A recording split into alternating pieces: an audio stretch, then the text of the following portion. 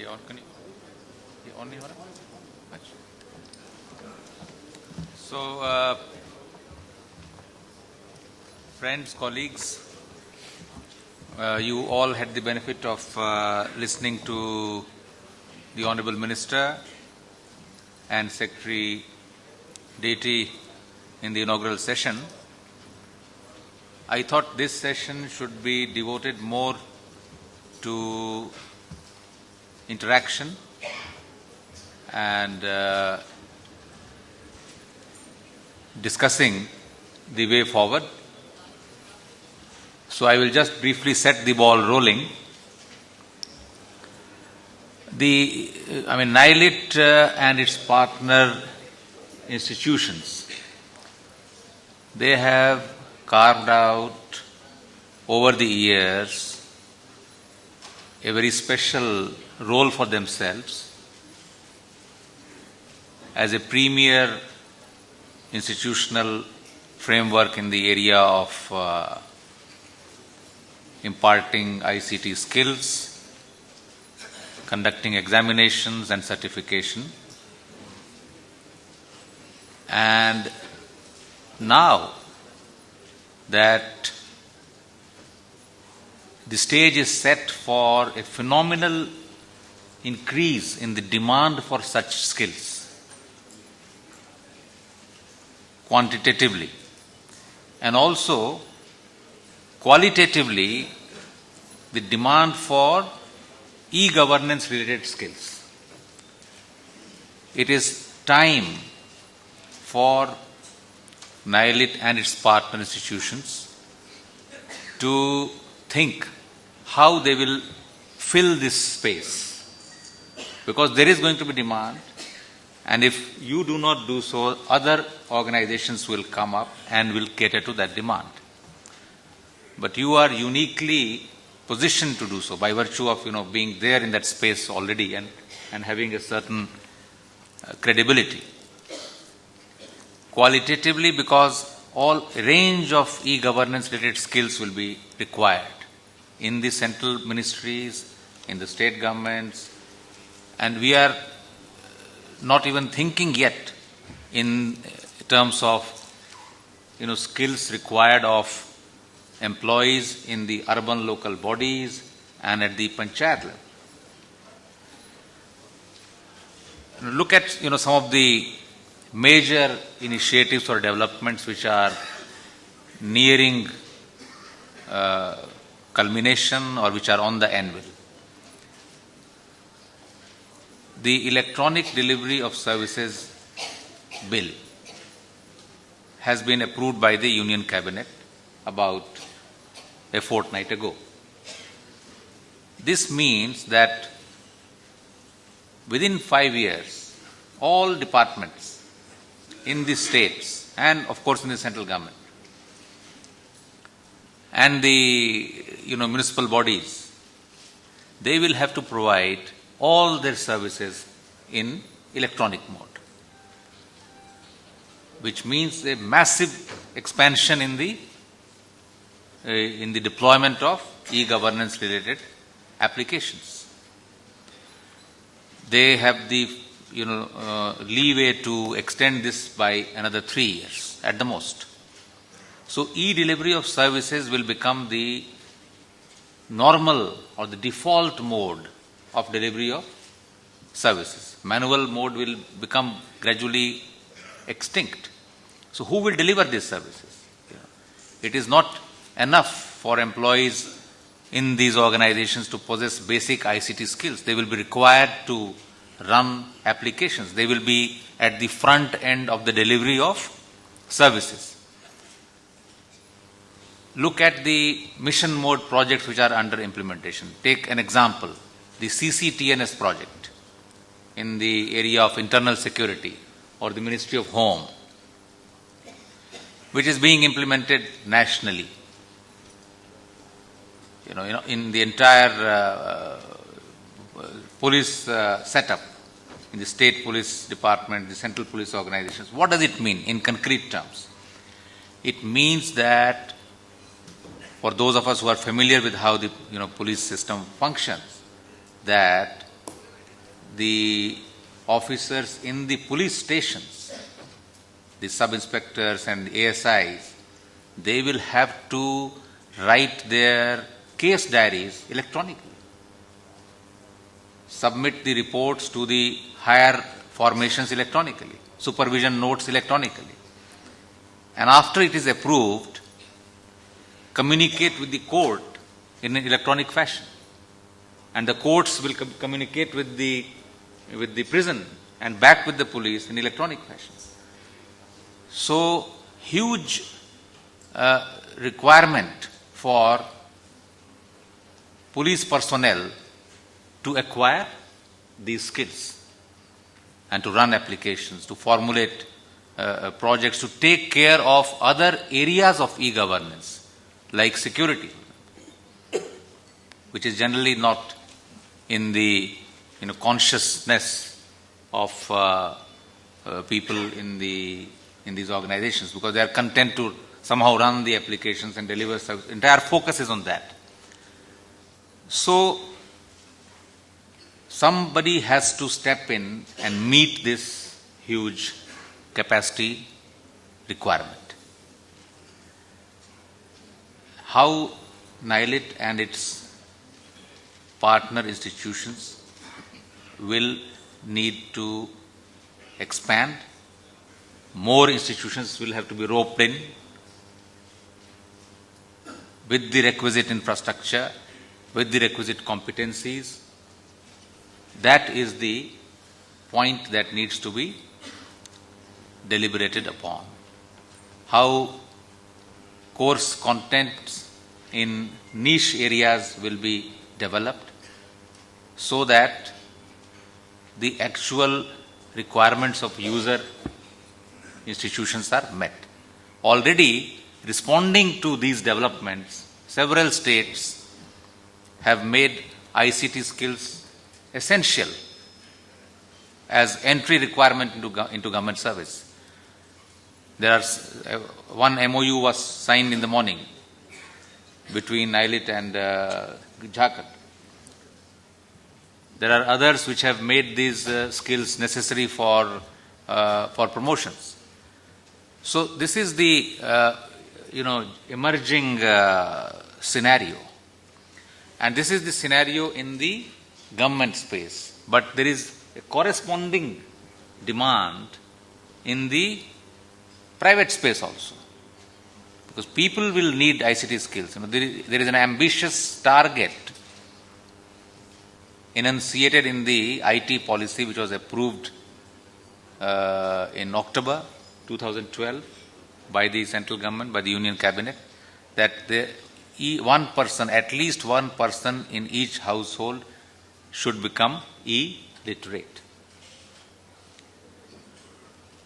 The Department of Electronics and IT, the division which deals with this subject, is formulating a scheme to translate this into reality.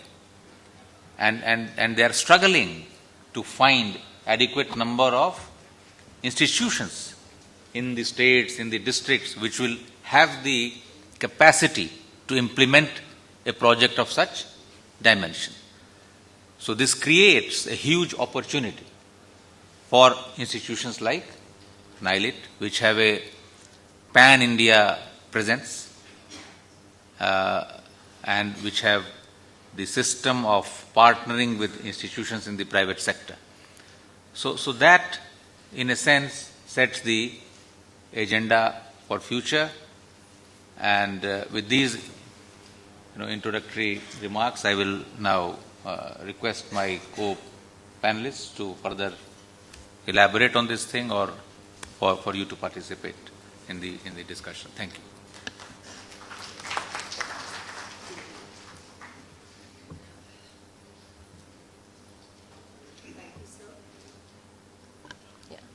Thank you. And it's a great honor, I would say, to really address this August gathering, and a nostalgic moment for me, because sitting here, I am trying to recollect way back in 1995, when I, as a part of the founders of the Education and Research Network, had the opportunity to explain to the various schools in India about the importance of internet and bring internet to the schools. And subsequently, in the next few years, we bought World Wide Web, and we moved from those bang addresses to @ addresses. Today we are talking about capacities in the ICT area. So it's been a long journey. We moved from web to Web 2.0, new ubiquitous computing to grid computing to cloud computing. So I think today I would really appreciate that NILET has taken this initiative, and it's a very, very important day for us to see what are the issues today and how do we address them in this journey that we've gone ahead. I would just share some of my ideas and thoughts in terms of the kind of challenges we are facing while implementing large infrastructure projects, and what academia can do in terms of helping the government as well as the private industry. Well, Government of India, as a part of the National E-Governance Plan, is setting up state data centers across the country in every state and UT, where the government departments are going to house the applications and data in a secure environment. Now, in order to do this, there are multiple players, like the way Sir said, whether you talk about CCTNS or large e-governance initiatives. You have consultants who help the government. You have implementers who implement and then operate. You have auditors, you have OEMs, so you have a whole lot of players. Now, while you have this entire industry players working with the government, there are certain areas where the strength of the government has to be further improved upon, because that has to reside within the government. Let's take the strategic control. The entire data. Today we're talking about the privacy. In fact, in the morning I was there in the privacy meet, and we're talking about the Privacy Act, which has to now come out. So there are a whole lot of issues with respect to security, privacy, architectures, new technologies, ensuring vendor lock-in does not happen, to what is being provided in terms of consultancy, and the contract management, the area, because if you have to handle multiple players, how do you ensure the end-to-end SLAs and the contracts? So there is an area where the in-house strength of the government has to be improved upon. Now, currently, if I look for these projects at the state, you have very thin IT departments. You have implementing agencies at the states which are supporting, but they are not geared up to the new technologies. We are inducting mission teams, composite teams with the private induction along with. But are we able to retain these resources? Are we able to have the knowledge kept with us? Is that possible? Is the strategic control going to remain with the government? So these issues will continue to exist in a mix and match. So we all have to deliberate and discuss today what is the right model for us. Now, if you look at new technologies, we're talking about cloud in a big way, whether it's in the data centers, we're talking about national initiatives. But today, there is a great awareness which is required in order to understand how to make cloud-ready applications. What are the security issues and concerns? How do you migrate an application? How do you ensure that the data is secure? I mean, the whole lot of areas where we need to really discuss, deliberate, and see how academia can really help. Now, so what I would, while we go through the various discussions and all, 4 areas which I feel are extremely critical for us. One, of course, we all agree on the curriculum part of it. Curriculum including Web 2.0 technologies, cloud technologies, ubiquitous computing, mobile, I mean the whole lot of new areas where the academia has to really ensure that these are inducted. And we have the kind of skill sets available immediately. other, if you see, the whole lot of standards, guidelines, frameworks, whether you talk about privacy, security, interoperability, where the role of academia is extremely important. They have the know-how, they have the knowledge. But what from my past experience in working with academia has been that while we constitute working groups, we constitute the expert committees with academia, but there is a need to align the priorities and the timelines of the government and the academia. While government is in a hurry that 6 months you want to take out a standard, academia has its own priorities. So I think it will be important for us to deliberate and see how do you synergize these. Then, of course, if you see the whole lot of areas which are emerging, where it is very difficult for the government upfront to take out initiatives and come out with a roll-out plan. It's important that these are first conceptualized, inducted, tried out with the help of academia, say in the innovation labs. So if we set up such labs, try out certain concepts, and then take it forward, it gives us the necessary confidence which is required. And of course, I would say the fourth one for me is important, a center of excellence which need to be set up across the country. There is a lot I see. In fact, in the morning while I was there in the privacy meet, from the London School of Economics, the professor was there, and I was really happy to see that they are working extensively with the government on the privacy-related aspects, frameworks, issues. The recent issues which have emerged with the Google, where some of you might be knowing, where they're trying to come up with a single privacy policy for the entire Google. Now, that is not based on jurisdiction, so that's become a very major issue. Because how do you ensure that Google will abide by the laws of that country? So that's a challenge, and I find academia is playing a very, very important role there. So what I would feel is, while we discuss and deliberate, these are some of the areas we should be discussing. And another important area which probably would be a food for thought, because I really have no answer as to how do you ensure that, is, see, while you have, curriculums built in the academia, and you have skills, students coming out with the relevant skills and all.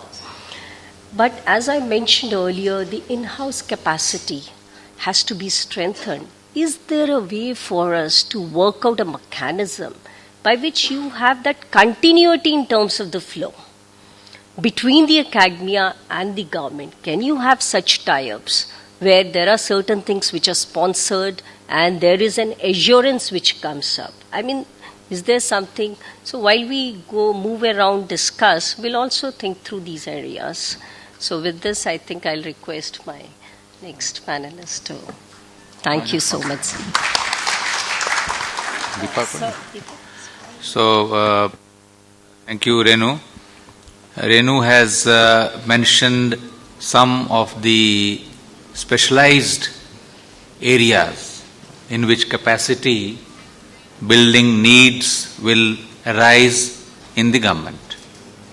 For example, the requirement to migrate to the cloud environment. Right? So there are several such areas. NILATE and its partner organizations have so far focused on ICT skills, running the basic programs and examinations and certifying. They have just begun to expand into the area of capacity building. And it's a whole new ball game. And within that, there are specialized areas, some of which were mentioned, privacy-related aspects and cloud-related issues. So all of these present a challenge as well as opportunity for NILATE. It depends on us how we convert this into new opportunities. So I will now request Deepa to share her thoughts, and since Sharma ji, I had an appointment, engagement at 1 o'clock. So I will take leave of all of you, and you can continue the discussion. Thank you.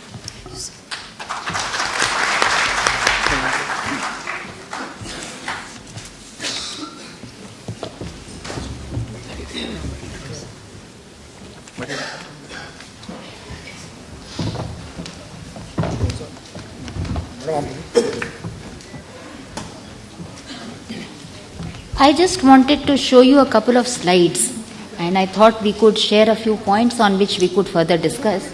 So I would request that my PPT, who's Partho Partho? Madam का PPT मेरा PPT जरा सा उसको कर दीजिए. In the meanwhile, yeah, please load it. वहाँ पे आके बात करूँ क्या? नहीं if you want me to Yeah, please do that, Rob. Right at the beginning, I would like to tell you that AS spoke about the need and the tremendous capacity gap that exists in the country today. So just look at the numbers. If we look at the central government alone, what would be the number of persons who require training? It runs into something like 30-40 lakhs. Each state, an average of 10 lakhs. Here we are not even talking about the society at large, where training has to be imparted. So these are the numbers that we are looking at for the implementation of e-governance in the country. Partho, please show. I just wanted to show you this slide because all of you are somewhere involved in developing content both for face-to-face training and e-learning. Now, one thing is to increase knowledge and skills, but along with that, if we have to successfully implement e-governance in the country, somewhere we have to also tweak the mindset and the attitudes. This thing is somehow very, very close to my heart. Can we develop, when we develop e-governance courses for people, what is e-governance ultimately? It is electronically delivering governance. So there is a component of electronics there, but at the same time, the very important part of it is governance. So can we talk about governance and the role of each and every government employee in governance? Can we somewhere tweak also the mindset of people, the attitude of people, tell them what is there for them? So this is something that I would like Dr. Ashwini Sharma also to emphasize upon when you develop content for e-governance, for state government employees tomorrow, for an online program. Can we bring this element into it? So this is something that we could perhaps deliberate as to how we can do it. Next slide, please. This is a very favorite slide of our secretary. And he always talks about the hierarchy of capacity needs. And this is primarily for managers and leaders in the government. So we are talking about policy formulation, committing resources, taking hard decisions insofar as the leadership is concerned. Then program development and program management, which is how to build roadmaps, prioritization frameworks, guidelines, capacity building. So you can see on the project. Then there is project development and project management. This is for the project people who are handling projects per se. So conceptualizing architecture, technology. So is this an area where slowly perhaps NILET, in some of these areas perhaps NILET and its affiliated institutions can also participate. Of course, some of these things are primarily to do with governance and project implementation. Unless you have burnt your fingers implementing projects, it will be very difficult to train or develop content in these areas. But perhaps NILET and its affiliated institutions could participate in, say, project management skills. So project management is going to become a very big priority area for us. And I will come to those slides later where Mr. Nandan Nilekani's committee, he was heading this expert committee on the HR policy, and he was of the view that every officer who manages projects should undergo project management training. So that is another area where you can perhaps play a very big role. Go to the next slide, please. Just go to the previous slide. Yeah. Now, the government of India had realized long back that capacity building is a very major focus area. And with that in mind, there's a scheme whereby we provide professional resources to the states, and also specialized training programs are conducted. But it is really a drop in the ocean. The kind of capacity needs we have cannot be managed just through one scheme. That can only be a facilitator. But we need much, much more. We need a large number of institutions in the fray for meeting the kind of needs that we have. Yeah, please.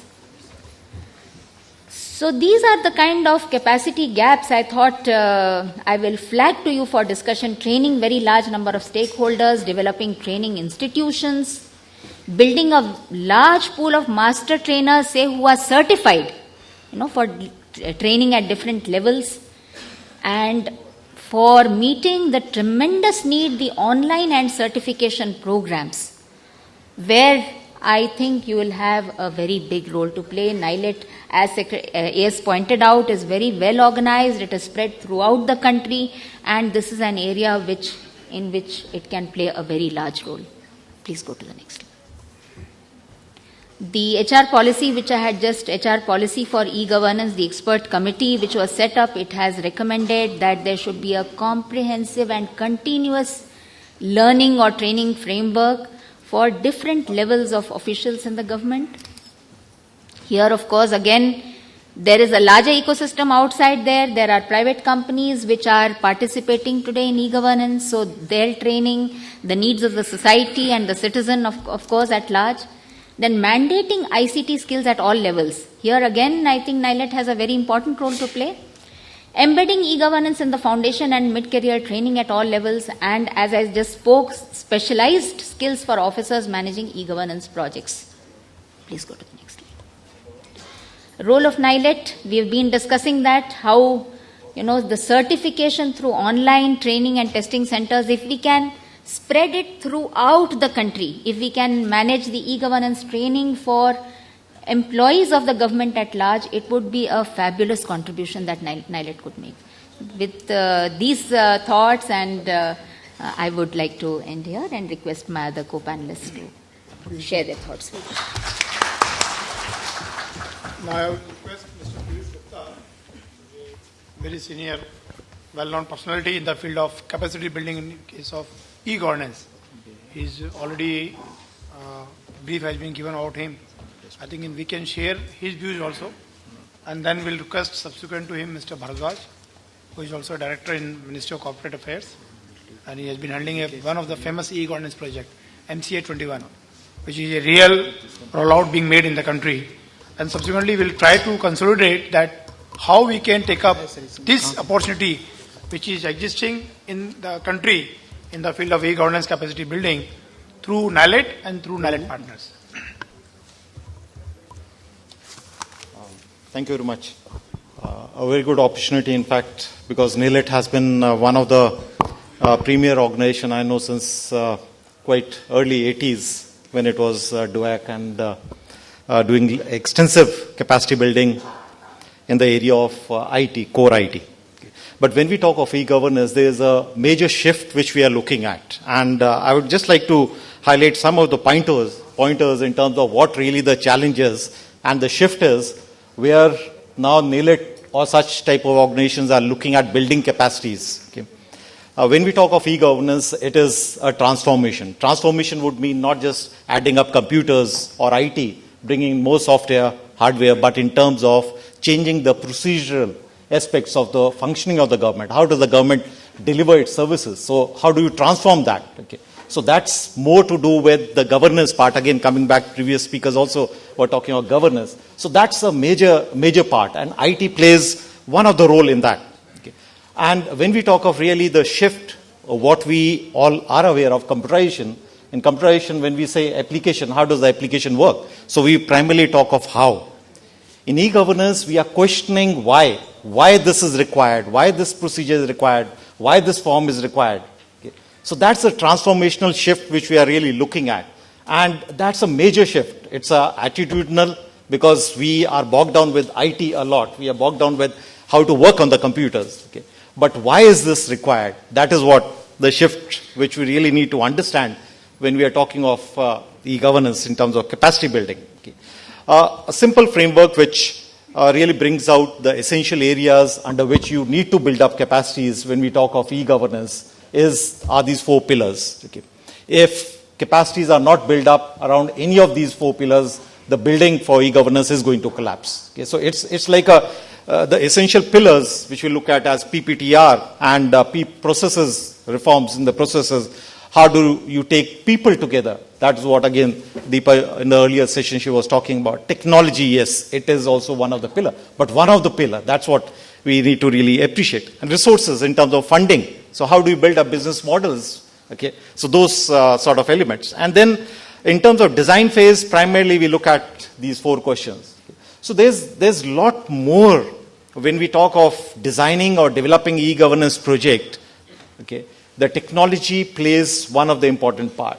And that's a challenge where I think institutions like NAILET would really have to build internally first. Okay, so you need to really build up internal capacities. That's where, again, the speaker was saying, how does NAILET get involved in e-governance initiatives, so that you have to really burn your fingers and understand all these aspects, and then you'll be in a much, much comfortable position. But yes, there's a huge need, and we are just starting e-governance. Okay, e-governance has not really reached anywhere. The next speaker is going to share something which is a flagship program. Okay, the Ministry of Corporate Affairs, one of the excellent initiative. Okay. At the same time, again, bringing in focus onto the aspect what was already said in the earlier part. It's not, when we talk of e-governance, it's not just about building up the project, completing in time, within the budget and as per specifications. That's what we do in computerization. Okay. But it's much more important as how do you implement, how do you take those initiatives forward, whatever application or whatever computerization effort you have built in. So it's also about changing people behavior to produce. And this has been one of the weakest, one of the bottleneck. Whenever you look at any success or failure projects, not only in India, across the country, developed or underdeveloped countries, everywhere, people has been one of the major focus. Okay. So how do you really bring people together? Okay. Ultimately, the employees who are already working in government, you have hardcore domain knowledge. It's very difficult to change the person that, yes, from tomorrow onwards, you won't be working this way. The procedure has been changed. So it's a major shift mindset.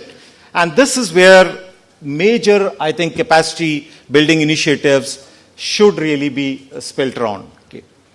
The need, yes, is to really understand e-governance in all the 4 aspects: people, process, the revenue model, how do you build that, technology, extensive dependency on consultants. That's what is happening in the governments today. Okay. In each e-governance project, we have numerous levels of consultants, not just one level, numerous levels of consultants. Okay. And thereby, what really happens, the ownership transfers from the government to that consultant, that it's your project, you have to do it in time, you are not delivering. Okay. So that's, again, the area where you need to really strengthen the internal capacities within the government. How do you scale up your capacities within NAILET, within the partner institution, to build up these competencies within the government? Because that's a challenge. Outside, yes, you will have people in the private sector, they will build up the capacity some or the other, but within the government, the challenges in terms of the mindset blockage is there. And definitely there is no shortcut to develop in-house competency. It's not a capsule that you give it to somebody and yes, tomorrow onwards you know how to design an e-governance project. Okay. So it will take its time. So you plan and then accordingly build up the strategy and take it forward across the country.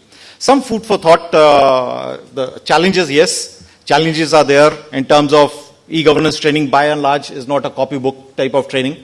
So you cannot build up templates, rule books, workbooks that, okay, start teaching e-governance. So it's much more coming from the practical aspects, okay, experiences, because you are teaching government employees, and government employees are working on these projects. They know the domain, they know the governance part, okay. But how do you connect that governance to e-governance? That's the shift which you really need to build up. And when you talk of faculty, there's an acute shortage of faculty. Okay. You might have people who are working, a huge amount of people are there who are working in e-governance space. But when you want trainers, you need different type of skill sets. Apart from just knowledge, you need communication skills, and you need a binding force, because you're talking about the adult learning. It's not the students, it's not the children, you're talking adult learning. So how do you build up these training of trainers, or you could call it as people across who have these inherent qualities? That's the challenge. Okay. And of course, the fact remains that training is not seen as a mission critical activity in government, and there's no planning. That's a fact. There's no planning, and we don't really have post-training assessment. Okay. So you do conduct a training for government employees, but what happens when he goes back to the field? How his performance has improved when he's working on e-governance? That is another very major area where I think NILIT could really build up in terms of defining competencies which are required, and then post-training assessment. How do you assess the performance of these employees when they go back to the field? Okay. The food for thought, which where I leave for more deliberation, is yes, we have to move from just defining the project scope to real project outcomes. What is the benefit of these e-governance initiatives? Is it impacting the citizens? It is really benefiting the citizens or within the government employees? Is it helping them? Okay. It's not just simple computers. Those are all outputs. Okay. And change management. Change management, we have been talking about change management in e-governance for quite some time now. In every conference, change management, people issue, but let it not be a single meeting. It has to be an ongoing effort. Only then it will really help in strengthening that pillar. Project management, quite a interesting area, especially when we talk about e-governance. And most of the time, it is champion-driven project management styles. Okay. So we are aware of project management standards. Okay. Internationally, globally, they are standards. But how do you adapt those standards so that there is a uniformity, irrespective of the government leadership who comes? The standards, they continue. So standards is again becoming more and more. Project management office, how do you build up competencies for establishing project management offices within these projects, these departments, right from the beginning? Project management offices cannot come later on when the project is in the implementation. And e-governance cannot be an additional task. So you need a dedicated PMO. That's another major shift which you're looking at. And yes, for NILIT also, the second last point would be quite important, that the shift from training to learning. Okay. So how do you build up that learning approach in your curriculum when you're talking of training government employees? Okay. So that becomes again a challenge, especially when you're building up the curriculum. And last not the least, training is costly, but it's more costly not to train. Okay. Just one more point of which I thought I'll leave for NILIT. There's a huge opportunity. We were talking to the industry when the IT professionals, they come out of the professional colleges, whether it's IT, pure MCA, or it is BTech, or MBAs coming from the second and third tier of institutions. How do you enhance their career opportunities in e-governance space? Okay. So there's an opportunity where NILIT could really look at initiating maybe a one semester curriculum as a blended format. Okay. Maybe online and some contact classes for these students who are already in these institutions. It could be political science also. Those are the people who students could enhance the skill sets, and industry said they are very keen. We are very keen if you could get those sort of little bit of also one semester is good enough understanding. We could start using them at the starting level of e-governance initiative. So that's one area where I thought I could just leave. Thank you so much. Thank you. Thank you, Piyush ji. See, we have just heard Madam Deepa Sangar and Mr. Piyush. See, I do agree with them basically. See, what is happening is, I've been telling in my speech and my discussion with our senior officers that it is very simple to teach somebody how to drive a motorcycle. It is a 1-minute job. How do you teach? On the blackboard, you say, plug in the key, press the clutch, press the accelerator, it will run. but it will never run in one day also in the road. I think all of you must know how to drive scooter and motorcycle. I don't think any one of you have learned within less than 2 days, 3 days. And maybe some of time you must have met an accident. So what Madam Deepa and Mr. Piyush told is, see, when we are planning to diversify in the e-governance sector, we need to have an experience of project handling, how to handle a project. See, I've been able to make a metamorphism change in the NILAT because I have been from the industry. I tell you very frankly, because I have learned, I have dropped the projects on road. I know what are the issues, how to handle RFP, how to handle a change management, how to handle a vendor. See, you learn something in books, but once you go for implementation, there are a lot of changes. Now, what is happening is, the way Mr. Piyush said, it's a very good idea, which I have already done. Those who are from Rajasthan, they must be knowing that in 2002, I left the job from government and I moved to a private company as a CEO on lien basis. And I started a software excellence training program. When I started this course, it was the first course in the country. And based on that, even IIT Kharagpur and IIT Delhi started that course. And that course was basically partnering with the industry and making that course where there is a 3 months course component on basic C language programming, 3 months on skill development. Because once you go from a college to an industry, you need to know soft skills, how to behave, how to face an interview, how to interact. Then that component was built in. And 6 months was basically a component on the on-job training. And when I started this course, I remember very well, I kept a fees of 1 lakh rupees per student. And everybody was laughing on me, saying, who will come to you? Because that time the course fees in market was around 10,000, 8,000. But let me tell you, because to ensure the quality standard, what we did, we tied up with IITs and said, you run the entrance test for us to bring a message in the market that you have to face this written test. And you will not believe, against the 40 seats, we got 600 applications. And out of those 40 candidates, they were from different streams of engineering. They were placed within 6 months because that time in 2002, there was a boom in the industry. There was a demand of IT professionals from any branch of engineering. They were, after the 6 months, they were placed in all multinational companies. And basically, second time when I started the course, I hiked the fees by 1.25. That means, what I am saying is, see, those courses which we are running in NILAT or NILAT centers, we have been running basic courses of O level, A level, where we are teaching them how to use IT or what are the IT concepts. Now, once we are trying to enter into a e-governance capacity building, we need to understand that these are project driven. Because e-governance, as Rajiv Gova sir said or Madam Deepa said, it has got a very small component of E. The E itself is a small letter. And the governance, the G starts with a capital, which means governance is big component. So until unless I don't know how to prepare a ration card, I cannot go for a software solution for a ration card. So I need to know that part. Now secondly, what is happening is, let me tell you, lot of opportunities exist in e-governance because lot of projects are under rollout stage in the states. I remember very well, we have been conducting number of time interviews in Rajasthan and it was difficult to get a good guy who understands what are the standards, what are the security parameters for a network. And I remember that 3-4 times we conducted an interview and finally we have to request to NEGD saying that you get the manpower from Delhi, we are not able to get in Rajasthan. Because see what is happening is, these projects, besides the basic knowledge of computer, needs knowledge of the subject, domain knowledge of the subject, and they need the practical knowledge of the subject, how they are being implemented on the ground.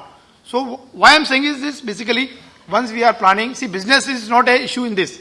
Let me tell you very frankly, you will be surprised to know that the government of India is very keen to go for a training of their all central government employees. That will be in different category, maybe some training in low level, some training maybe at the higher level, maybe some technology level training, because as we have seen that there are 4 pillars: people, process, technology and resources. All these pillars need training. So training is not a business, issue. Business is there with us. We have to recast ourselves now to make ourselves equipped so that we are able to deliver the best. We are trying that. We'll take the help of NIST. We'll take help of the other IITs also. Even we are trying to tie up with IIT Kharagpur to run courses and basically get our course curriculum designed. And subsequently, we are very keen, as in the morning Honorable Minister has given a target, that now the knowledge centers must be 1,500 this year. Because government is very keen, and I am at least aware, very well aware, that we cannot do business alone. We have to do partnership with the private partners because this is a time. There are some pros and cons going for the partnership. We have to go for that. So what I mean by this is that those partners who have come all throughout the country, they must be very keen to go for a business with us, but they have to change their mindset. It is not a course where you will call a student, you will call a teacher, you will teach what is a hard disk, what is a computer, what is a communication, what is ERNET, or what is Ethernet. Now you have to go basically into a practical concept, where you have to ensure that those students who are coming to you, they are tied up with the concerned department of the state and they are put for the training. And once they go through the training, they will do understand that how to go for RFP, how RFP evaluation takes place. What are the changes which you have to make when you have to make an exit from the tender, or when you have to make exit from the contract which you have signed. So these are lot of, see, business is not an issue. Issue is that we have to change our mindset, as Secretary Sir said, or Madam Renu Pujara said, that it is not a computation, it is not a automation. It is a change where you have to go for a metamorphism change, you have to go for a transformation. The process engineering has to take place. So I think these are the things which we can plan it out, and we can basically make more business for NILET, for our institutes, and not only making the business, we can see that we are able to meet the requirement of the government, where we can give them the trained, skilled manpower to handle the e-governance project.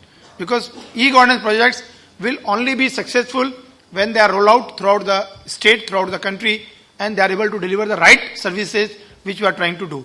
Now I request Mr. Anil Bharadwaj, who has really implemented, who has been one of the instruments in implementation of MCA 21, that is Corporate Affairs Project. I think he can share his views, how capacity building and what we have to do. Good afternoon, rather. I know we thought this session we will have question answers, so we have this session up to 2 o'clock, or what is the time we have kept? We are already at 1:40, so I am the guy sitting between all of you and the lunch. I'll talk as little as possible. 2-3 things repeatedly said. E-governance is not about E, it is about government. This is a mantra which Secretary DIT Satyanarayan Saab has given to all of us who are working on various mission mode projects. So when we talk of capacity building for government, we have to understand what we are talking. The capacity building has to happen at all levels. That is, one is capacity building of the HR. Second is the organization itself has to rediscover or redevelop itself. It's not about just training an employee to start sitting and working on a computer. The organization has to learn that this is the way this organization is now to re-function. And last, the whole initiative has to be supported by legal framework and the policy enablement. When we talk of mission mode projects, when we talk of successful mission mode project, thankfully MCA 21 is one of the best when it comes to implementation. Why? Because we were lucky to be dealing with stakeholders who were corporates. That helped us to enforce certain decisions which even today is a distant dream for various citizen-centric services. Like in 2006 December, we could enact that, okay, now onwards only electronic filing, I am not going to accept manual filing. Can that be done with a one-line circular? The answer is a big no. You have to manage the change. And change is not required to be managed within the government by only training. MCA is a small ministry, just 1,400 employees across the various registrars of companies. We had to train the people who had to file that information. You had to enable the stakeholders who had to do this work, who had to take this service from us. So when we are talking of capacity building, my dear friends, please understand the delta is not just, as Deepa said, 10 lakh employees per state, or add another 20 lakh of the central government. The delta is actually far too large. You look at income tax. We have 3.6 crore income tax assessees. Should we or can we not start thinking of training people in such a way that these 3.6 crore people can actually start filing online, and there is no botheration on 31st July or the D-Day when it comes on the date of filing, in terms of queues in front of, establishment of those filing centers and all those things. So what I am trying to say is the challenge is not within the government, challenge is outside the government also. And that's where institutions like NILET, who are working on a public-private partnership, who has, presence across the length and breadth of this country, why shouldn't they start teaching this innovation, helping people to start innovating products and thinking of products which enable government not only from inside by training our manpower, but enabling the citizens to avail those services in an electronic way, which is far more easier. Why shouldn't one of your student next year or next to next year develop an application, a small app, which can reside on the form of either a handheld device or a tablet, which is becoming prevalent now, where I can just keep putting in all my expenses and all my earnings at the end of the year. It helps me cull out the information in such a way that I can fill in my form 2A without bothering any chartered accountant or any ITR, that income tax helper, which IT department has thought of. So this is the challenge, my dear, when we have to think from innovative processes, innovative mechanisms. Government has so many schemes. Morning we heard so many new schemes, $10,000 for a certificate course which FM has announced, or a online certification course which NILET is running. These are all news to me. If a guy like me who is working on e-governance project doesn't know about it, how will a citizen know what all is government doing? So why can't we start thinking of collating this information, culling out this information so as to make this information suitable for the citizen, for the consumption of citizen, or for a target group of citizens. This is where the capacity building has to start happening. This is where, institution like NILET have to, Minister talked about research, has to start enabling thought leaders to help government with these innovations to reach these services to the citizens. And as soon as this starts happening, the e-governance will start catching the critical mass, which even today we are talking about various initiatives, Bhumi in Karnataka, or income tax online filing, or MC21, or CCTNS, which he has talked, and passport project, and blah blah blah. But why do even today I have to go to a passport seva kendi to get my passport? Why can't I just file online and forget? And then we have to start doing genuine research and understanding how can we join up all these citizen-centric services. Joined up government is again a very dear concept given by the present Secretary DIT. See how as a citizen, if I have to pay my 5 kind of bill, whether it is electricity, income tax, house tax, telephone bill, and blah blah blah, can you not help me with joining all these government agencies and delivering me a single bill, and let me pay through that single bill, and let bank be my beholder of all this information, and let the payment be paid on 3rd or 5th of every month when these agencies bill me. So these are the areas where institutes have to start thinking, have to start moderating the efforts of different departments, and enable the actual capacity building not only inside the government but outside the government. I think with this I'll request, let us discuss it further and dwell on these topics further. Thank you. I think any query which you have, basically.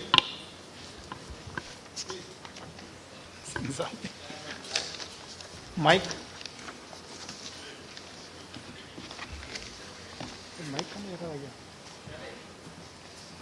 Your voice is blood. No, it is audible. It is. Sir आप यहाँ आ जाइए. By mic.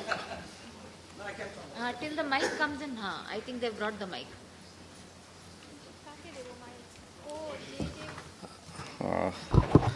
Good afternoon. I think the panelists have done a really good job, but I have a couple of comments which I thought, maybe some suggestions also, which I thought I will share with you as well as the audience. I think e-governance we think is a simple thing. It's a jigsaw puzzle. The whole, contours of different elements that have been talked about by PPTR, all those pillars, had to be really knitted together. What is the basic, I think, issue today is the technology management issue. Gone are the days when the e-governance project used to be individual driven. Today it is system driven. So when we talk about system driven activity in any department, it has to be based on certain principles. I think let us not forget that. That's a very important observation. So technology management should be an issue that should be addressed by NILET, I feel. And let me tell you, it's a long journey. It's not that we can address this issue in a single day over a period of next 6 months. It's an ever-evolving mechanism. You're talking about today virtualization, tomorrow cloud, then maybe, whole lot of national information infrastructure to be knitted together in terms of giving the services. I think all those issues need to be very, very detailed and threadbarely discussed before we really evolve on any program on the capacity building exercise. I think what I can say is that the skills have to be tailor-based, customized to the individual departments and the states as a whole. So you cannot have a simple template which can address all these issues in one go. I think that is what my submission was. Thank you. Hello. Mic, please. There is a mic there.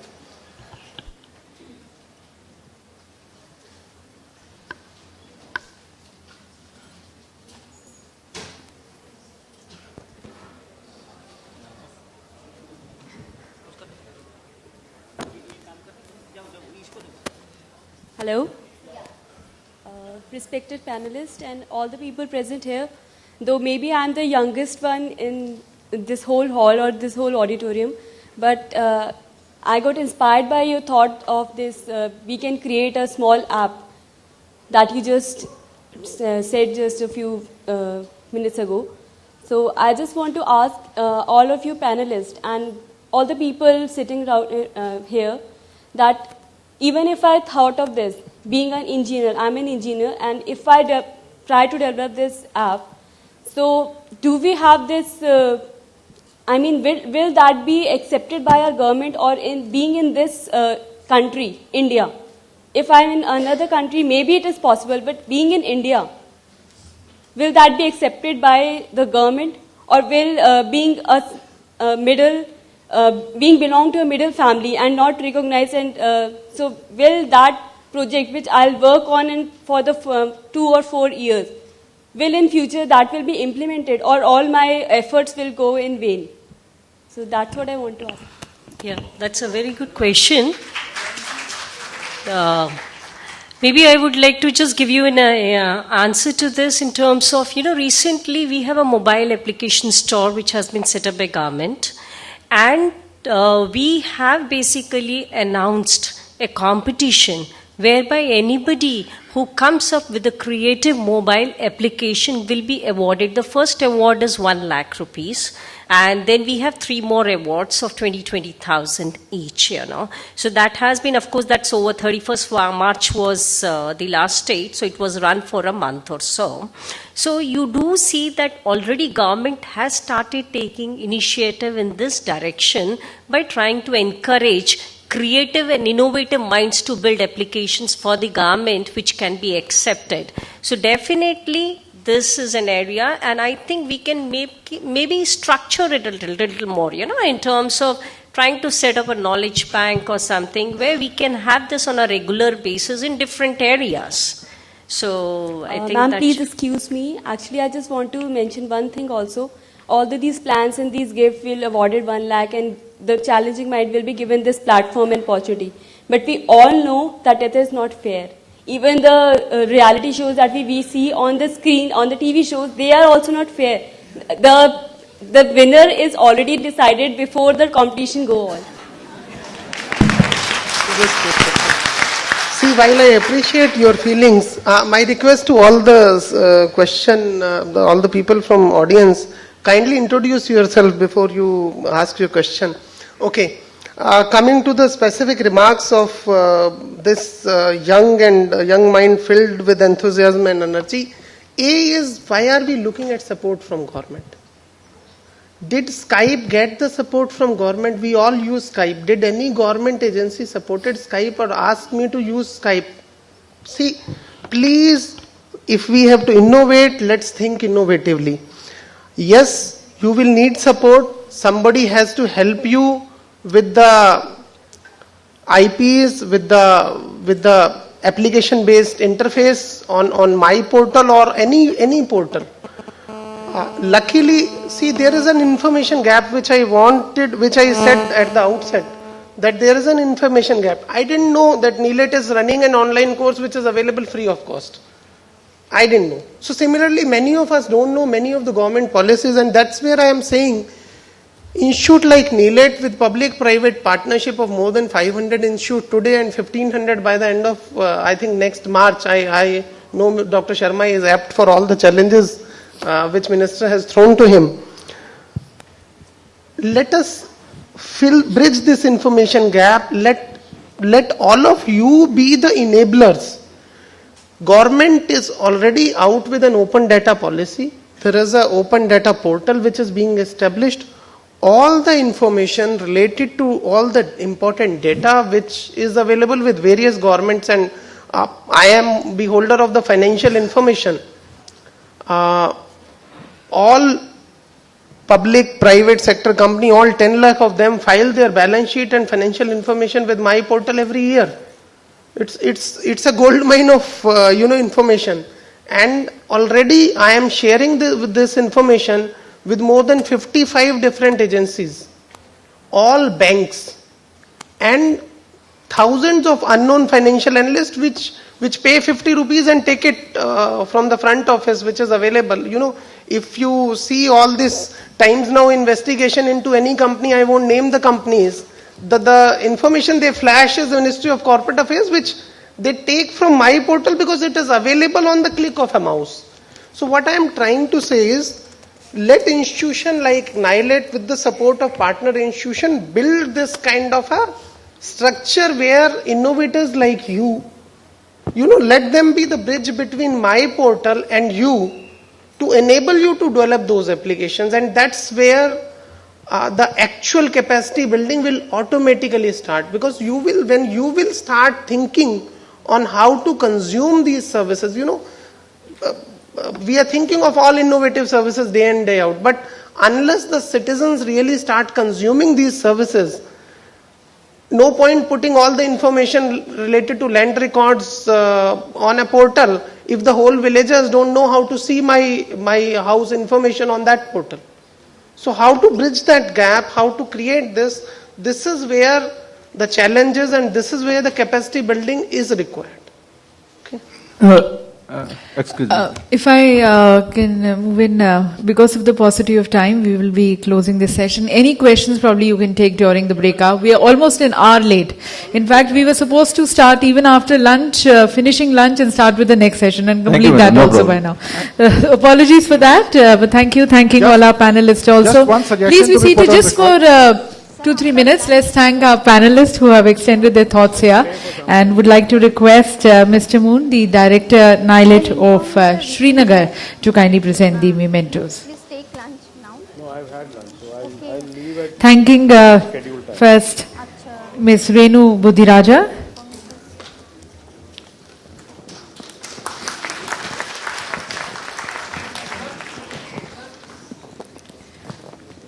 Thanking Ms. Deepa Singhal.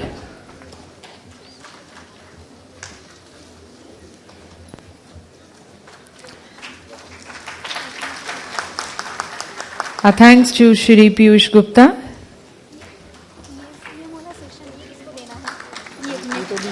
अच्छा रखेंगे ESD thanking Shri Anil Kumar Bhardwaj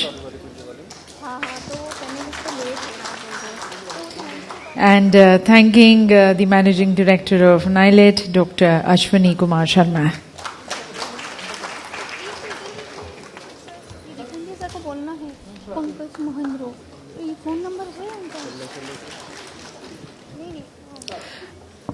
So we will Just be a taking suggestion up. to be put on record. It's important. A humble suggestion to Dr. Sharma, our Managing Director. Sir, this entire episode has been of great enthusiasm and information. I just request NILIT to put the presentations made today, as well as the podcast that is being done on the YouTube, and the presentations to be mailed to us so that we can come back with our suggestions. Because there's a lot of brainstorming required on this. Yeah, I think we will be putting it across on our website, and things will be downloadable. The presentations as well as the web. Right now, the webcasting is on, and presently, whatever has been recorded will also be put in form of a film, so that anybody who is interested can download it. That should be wonderful. Thank you. Thank you. So thank you to all of you also for joining on this session. We now have a lunch break, half an hour of lunch break. Request you to kindly adhere to the timings. We are 1 hour, almost an hour late, and it's